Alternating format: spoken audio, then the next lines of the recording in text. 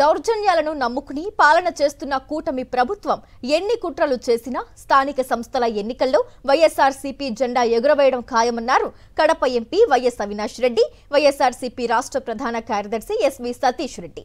మొన్నటి జడ్పీటీసీ ఎన్నికల్లో గెలిచే సత్తా లేక పోలీసులను అడ్డుపెట్టుకుని రాజకీయాలు చేశారన్నారు. ఇలాంటి పోలీసు వ్యవస్థను ఎక్కడా చూడలేదని, బాధితులపైనే కేసులు పెట్టే ఘటన వీరికే దక్కుతుందన్నారు. కూటమి సర్కారు సూపర్ 6 పూర్తిగా అట్టర్ ఫ్లాప్ అయిందని, పీపీపీ విధానం పవన్ కళ్యాణ్ కు మాత్రమే పూర్తిగా న్యాయం చేస్తోందన్నారు. రాష్ట్రంలోని ఏ వర్గాన్ని కూడా కూటమి ప్రభుత్వం ఆదుకోలేదని ఆగ్రహం వ్యక్తం చేశారు.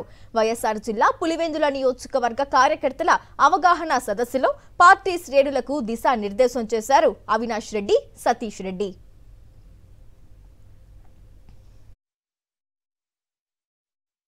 ఇన్ని సంవత్సరాలు వైఎస్ఆర్ కాంగ్రెస్ పార్టీ నడిచిందంటే ఆ మహానాయకుడు దివంగత ముఖ్యమంత్రి డాక్టర్ వైఎస్ రాజశేఖర రెడ్డి గారి ఆశీస్సులో ఉంటే, మన ప్రియతమ నాయకుడు జగన్మోహన్ రెడ్డి గారి ప్రజల్లో ఉన్న ఆదరణ ఒకటైతే, మీ అందరి రెక్కల కష్టం, ముఖ్యంగా మీ అందరి రెక్కల కష్టం కూడా ఇంకో ఉందనే విషయాన్ని తెలియజేస్తాను.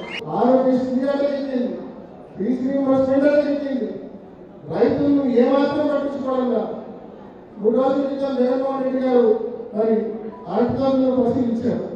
ప్రభుత్వానికి సూటిగా శుద్ధి లేకుండా స్పష్టంగా ప్రభుత్వానికి డిమాండ్ చేశారు, అరటి రైతులను ఆదుకోమని చెప్పి. మరి ఇప్పటి వరకు ప్రభుత్వం నుంచి ఏమాత్రం కేవలం రివ్యూలు తీసుకుంటున్నామని తప్ప ఎటువంటి స్పందన లేదు. అరటి రైతులలో కనిపించదు, చిన్ని రైతులలో కనిపించదు, ఉల్లి రైతులలో కనిపించదు. కానీ మీరు ఎవరిని ఆదుకోరు. కానీ అఖండ 2 సినిమాకు మాత్రం 600 రూపాయలు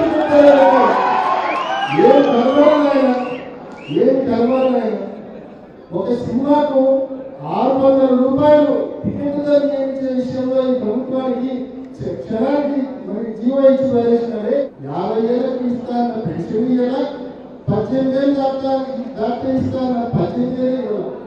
రైతులకు 2 ఏళ్ళకు గాను చంద్రబాబు నాయుడు గారు 45,000 రూపాయలు దాటి, కానీ ఇప్పటి నుంచి ఇదంతా 5,000 అకౌంట్ లో పడింది.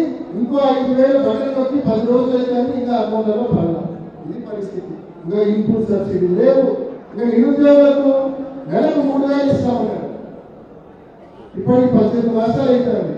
54,000 రూపాయలు ప్రతి నిరుద్యోగికి బాకీ ఉంది ప్రభుత్వం. ఏ ఒక్క వర్గాన్ని కూడా ఈ ప్రభుత్వం ఆదుకునే పరిస్థితి మనం చూస్తాము. మరోవైపు మన నియోజకవర్గంలో జగన్ కట్టించిన మెడికల్ కాలేజీని ప్రైవేట్ చేస్తామంటారు.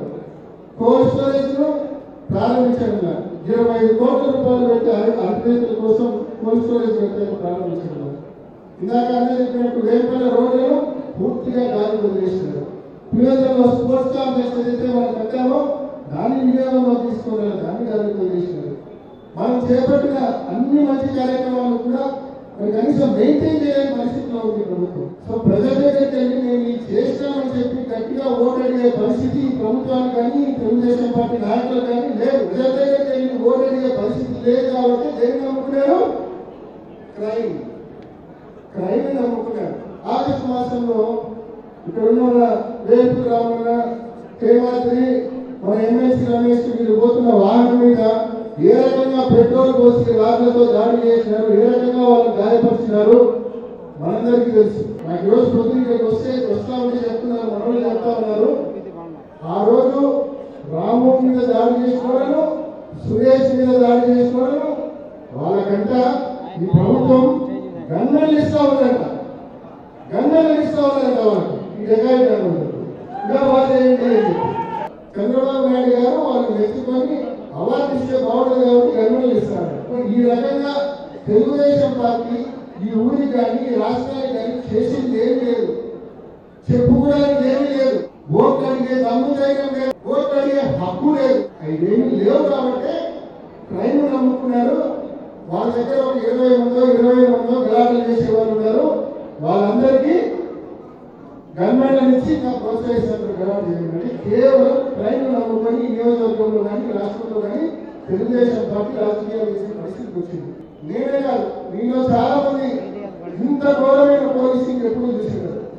పులివెందులలో ఉన్న డిఎస్పీ దగ్గర నుంచి మొదలు పెడితే ఇంత ఘోరమైన ఇంత వర్స్ట్ పోలీసింగ్ ఎప్పుడు చూసినారు. మన వాళ్ళ మీద దాడి జరిగితే మనం కంప్లైంట్ ఇస్తే ఆ పక్క కేసు కట్టకుండా అటువైపు నుంచి మళ్ళా కౌంటర్ కేసు మళ్ళా కౌంటర్ కేసు రాబోయే స్థానిక సంస్థల ఎన్నికల్లో కూడా ఈ రూలింగ్ పార్టీ ధైర్యం వల్ల ఈ పోలీసులు ఈ రూలింగ్ పార్టీ ధైర్యం వల్ల క్రైమ్ చేసినా కూడా వెనక నుండి కాపాడడానికి పోలీసులు ఉన్నారు, దొంగ కేసులు పెట్టడానికి పోలీసులు ఉన్నారు. నా ధీమాతో ధైర్యంతో స్వయం వ్యక్తి మాట్లాడుతూ ఉన్నారు. వాళ్ళందరినీ కూడా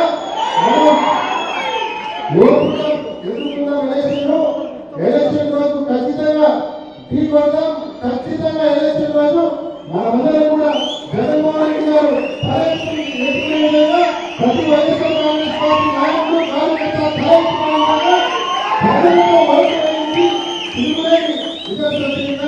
ప్రతి ఒక్కరు కూడా రాబోయే ఎన్నికలను మరి ప్రతిష్టాత్మకంగా మనమందరం కూడా తీసుకుందామనే విషయాన్ని కూడా మేము మనం చేస్తా ఉన్నాం.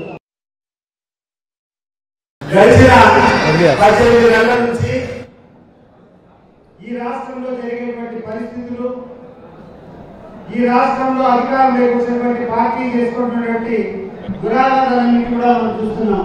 ఈ నాయకులు చేసినటువంటి పనితీరు చూస్తే ఈ సభ్య సమాజం సిగ్గుతో తలదించుకునే రకంగా ఉండే కదా సోదరులుగా ఆలోచన చేయండి. ఎన్నికల ముందు చాలా గొప్పగా హామీ ఇచ్చారు.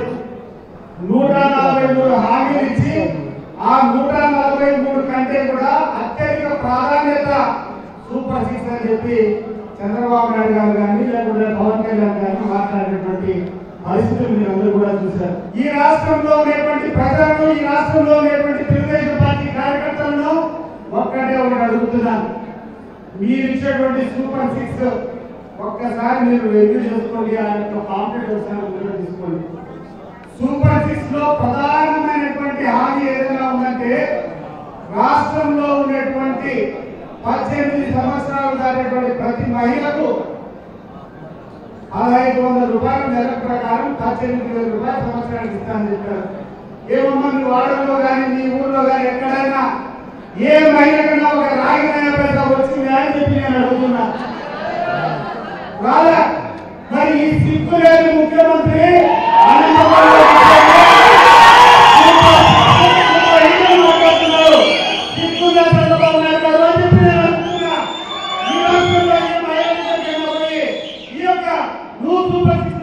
ప్రధానమైనటువంటి హామీ ఒక్క మహిళ కన్నా అడుగుతున్నా.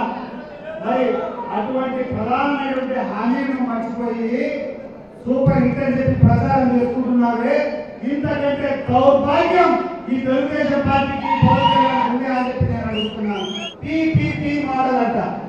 ఏది పీపీపీ అంటే పీపీపీ మోడల్ ద్వారా మనకి అభివృద్ధి చేసుకోవాలా అని చెప్తున్నాడు. ఇటీవల ఒక అబ్బాయి నా దగ్గరికి వచ్చాడు.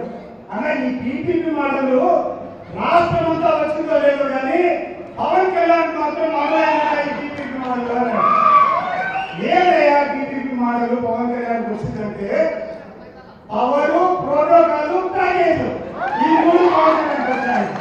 అంటే సక్సెస్ఫుల్ గా పవన్ కళ్యాణ్ మాత్రం ఈ యొక్క పీపీపీ మోడల్ వచ్చిందని చెప్పి మన గ్రామంలో సామాన్య కార్యక్రమం మామూలు గురించి మాట్లాడుతున్నాడు. ఇటీవల కాలంలో ఈ 18 నెలల రాజకీయం చూస్తే అసలు రాజకీయం అంటే తల తీసుకునే స్థాయికి యొక్క నాయకులు తయారైనారు. అవునగత సోదరులు, మన మెడికల్ కాలేజ్ ఉంది. 50 సీట్లు సెంట్రల్ గవర్నమెంట్ మనకు శాంక్షన్ చేస్తే ఆ సీట్లు వద్దని చెప్పి ఈ రాష్ట్ర ప్రభుత్వం మెరకు పంపిస్తే దాని గురించి కనీసం పోరాటం చేస్తారే తెలుగుదేశం పార్టీ నాయకులు ఇచ్చినటువంటి వ్యక్తులు చేయలే. మీసాలు చూస్తాడు, నేను రిగింగ్ చేస్తున్నాను, నేను ఏం చేస్తామో మీరు చేపట్టే చేసుకోవడం చెప్పి మాట్లాడుతున్నారు.